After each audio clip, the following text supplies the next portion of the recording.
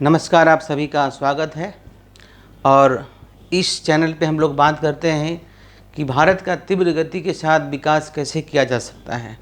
हम लोग इस प्लेटफॉर्म पे अपनी बातों को रखते हैं और आप भी हमसे जुड़े रहने के लिए, नई नई बातों को सीखने के लिए आप ही चैनल को सब्सक्राइब कर लें और शेयर भी करें, क्योंकि बिल्कुल सोशल चैनल है जिसमें आपको बहुत सारी बातें हम बताते हैं कि देश के विकास के लिए सरकार को, शिक्षक को या आम पब्लिक क्या क्या करना चाहिए।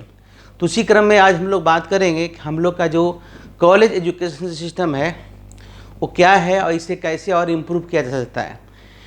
जैसा कि पिछले बार भी हम बताए थे कि ये डाउट नहीं है कि हमारा जो देश है वो विश्व गुरु रहा है, और लेकिन आज की परिस्थिति में हमारी जो स्थिति है, खासकर कॉलेज और विश्वविद्यालय एजुकेशन का स्तर हमारे कंट्री में बहुत काफ़ी नीचे स्तर तक जा चुका है। हालांकि यहाँ पे कुछ कॉलेज ऐसे हैं जिस तो काफ़ी बेहतरीन हैं, इतने बेहतरीन हैं कि इसके पढ़े लिखे स्टूडेंट का डिमांड विदेशों में होता है। तो मेरा कहने का मतलब यही होगा कि आज के डेट में कि क्यों नहीं भारत सरकार को या फिर राज्य सरकारों को सभी विश्वविद्यालय, सभी कॉलेजों को एक ही पैटर्न पर विकसित किया जाए ताकि वो जहाँ भी पढ़े नंबर 1 हो। क्योंकि अगर किसी भी देश की विकास की कल्पना करते हैं तो उस विकास में शिक्षा की बहुत बड़ी भूमिका होती है, उस विकास में इनोवेशन की बहुत बड़ी भूमिका होती है, और नवनिर्माण तभी संभव है, नए विचारों का आगमन तभी संभव है जब लोग रिसर्च की बात करें।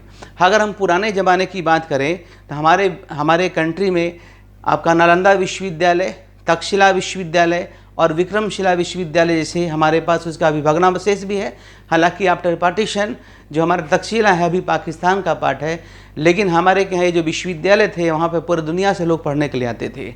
आज इस तरह से लोग हार्वर्ड जाते हैं, ऑक्सफोर्ड जाते हैं और अपने आप को गौरवान्वित महसूस करते हैं। उसी प्रकार से कभी भारत में भी लोग पढ़ने के लिए आते थे और नालंदा विश्वविद्यालय, तक्षशिला और विक्रमशिला विश्वविद्यालय में, और अपने आप को गौरवान्वित महसूस करते थे कि मैं भारत से पढ़ के आया हूँ। तो क्या हमारी वो चीज़ फिर से वापस आ सकती है?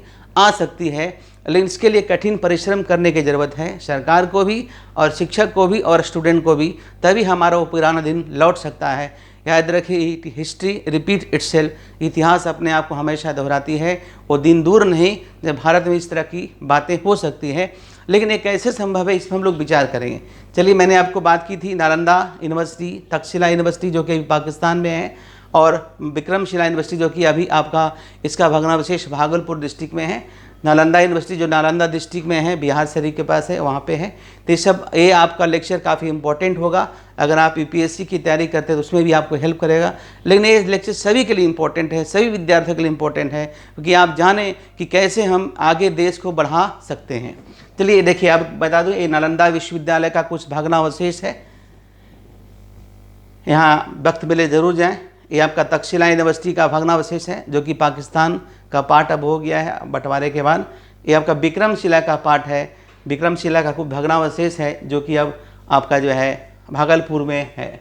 अब जैसे आपको कुछ बता दूं, कुछ डेटा आपको बता दूं कि as per the latest 2011 session 2011 की जो जनगणना रिपोर्ट है, अभी तो 21 का रिपोर्ट आने वाला था, वो 21 के कारण रिपोर्ट नंबर 21 में हमारा जो 19 से 21 का डिस्टर्बेंस है कोविड-19 का, उस कारण रिपोर्ट नहीं आ गई है। अगर फिर आएगा तो उस पर हम लोग बात करेंगे कि हमारे के यहाँ 8.15%, ठीक है, ऑफ इंडियाज आर ग्रेजुएट। जो हमारा इंडियन है उसमें से 8.15% लोग ग्रेजुएट हैं। ये डेटा 2011 का है, ये डेटा 2011 का है कि हमारे के यहाँ 8.15% लगभग 98.615 बिलियन लोग ग्रेजुएट हैं, with union territories of Chandigarh and Delhi topping the list with 24, यानी कि टॉप लेवल रहे 24.65%, जो कि ये आपका चंडीगढ़ का है,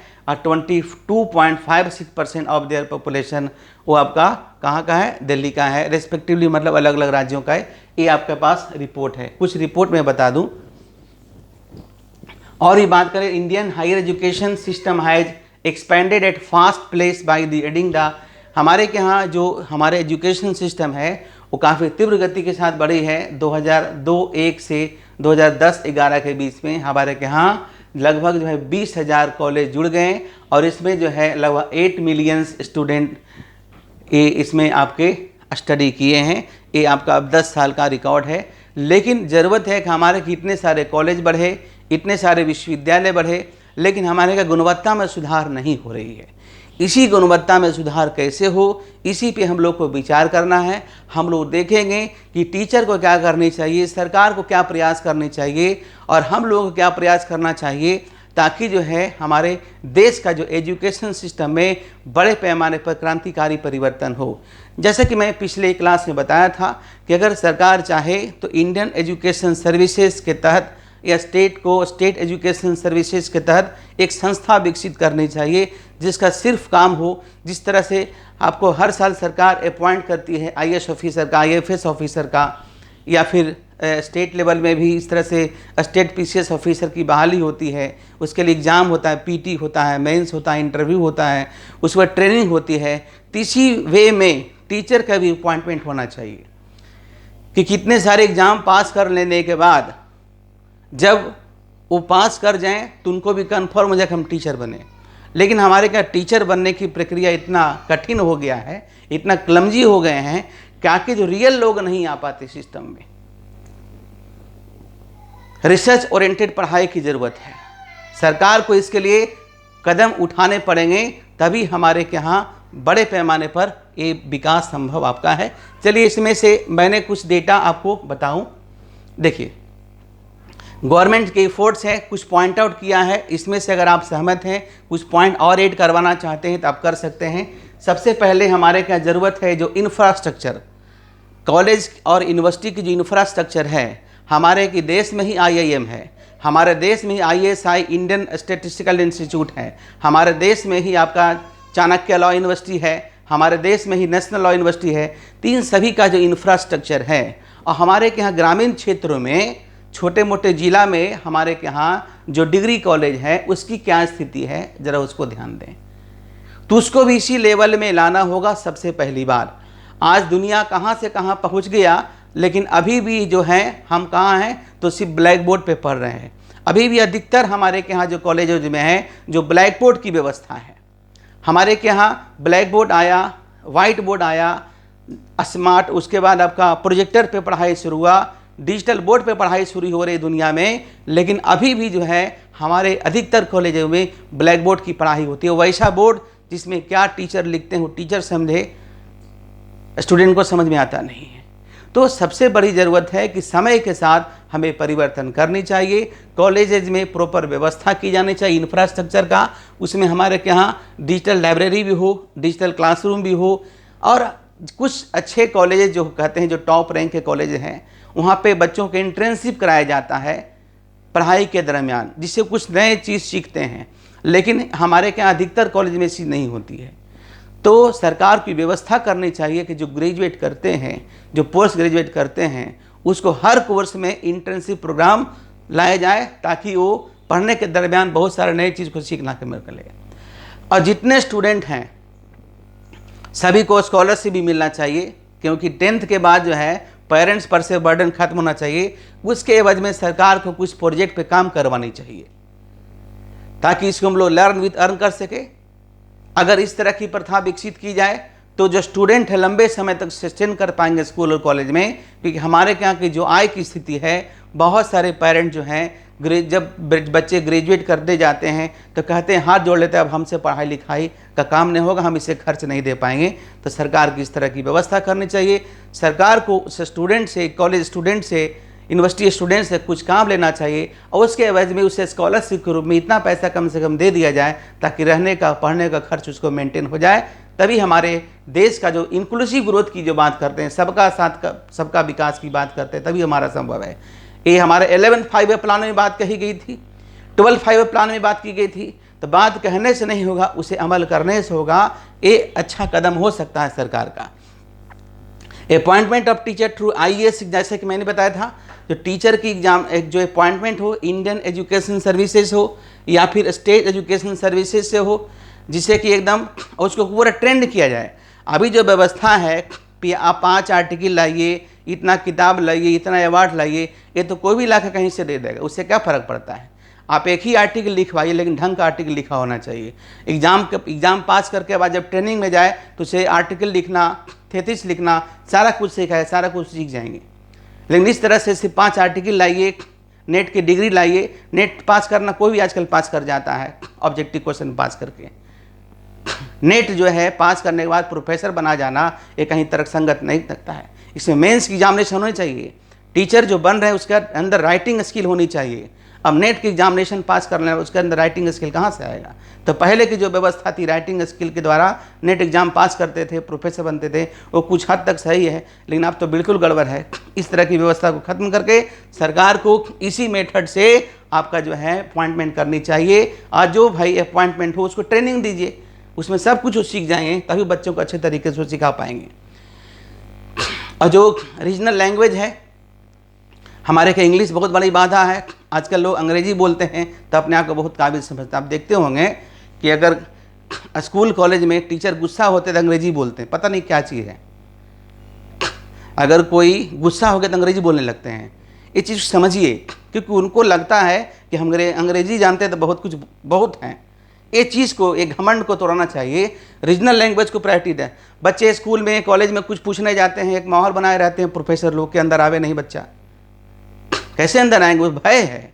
टीचर को सरकार की व्यवस्था करने, ट्रेनिंग देनी चाहिए कि टीचर स्टूडेंट के साथ रिलेशन हो, फ्रेंड का हो, फिलोसफर का हो, एक गाइडलाइन की तरह हो। इस तरह की व्यवस्था से विकास हमारा एजुकेशन सिस्टम का नहीं होगा। Learn with earn technique should be develop, जैसा कि मैंने बताया। और evening night knowledge system should be promoted. पहले इस तरह की व्यवस्था थी, लेकिन आस्ते आस्ते खत्म होते जा रही है।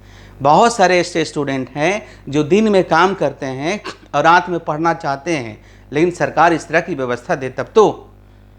इवनिंग कॉलेज की व्यवस्था की जानी चाहिए, ताकि मजदूर वर्ग के लोग या वैसे मिडिल क्लास के लोग जो दिन में कमाते हैं रात में अपनी पढ़ाई शुरू कर सके। एक जनरेशन सेटिंग में समय लगेगा, एक जनरेशन अगर इम्प्रूव कर जाता है उसका नेक्स्ट जनरेशन ऑटोमेटिकली इम्प्रूव कर जाएगा, ऐसा देखा गया है। उसके बाद है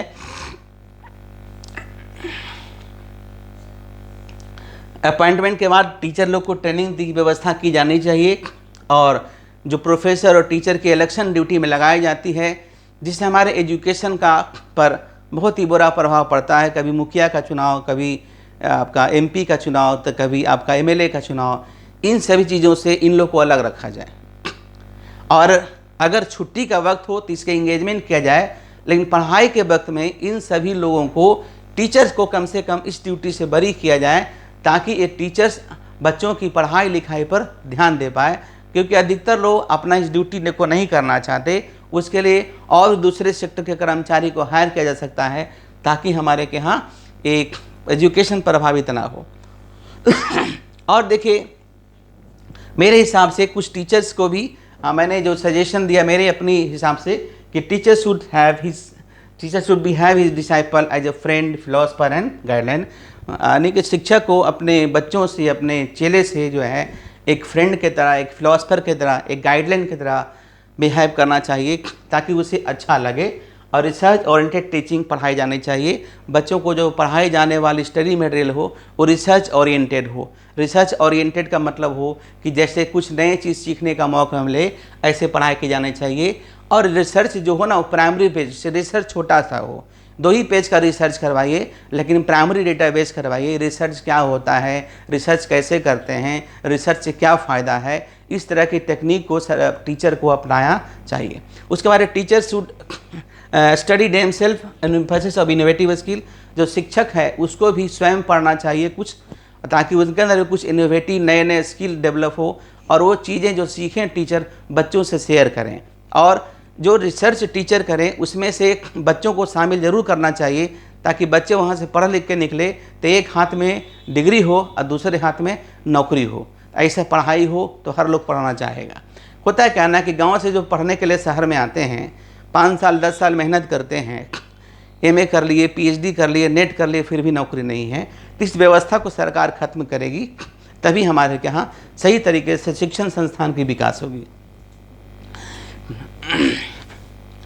और जो शिक्षक हैं, जो प्रोफेसर्स हैं, उनको जो है टाइम टू टाइम जो है एजुकेशनल ट्रिप की व्यवस्था की जानी चाहिए, जैसे कि और सब कॉलेजेज में की जाती है, विश्वविद्यालय में की जाती है, विदेशों में की जाती है।